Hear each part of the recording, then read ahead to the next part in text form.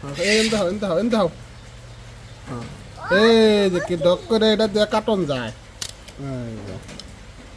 বুঝছ মজা এটা কি সিজার এটা মাংস টুকা কাটবি এটা কি অন্ধ হও পুকু করাইতে দেখে না দেখছ পুরোপুরি কাটা এটা কি দেখছ আব্বা এটা কি মাংস আদি মনে কহেরে বাবু কহেরে না আধা ঘন্টা বাদ দে আড্ডি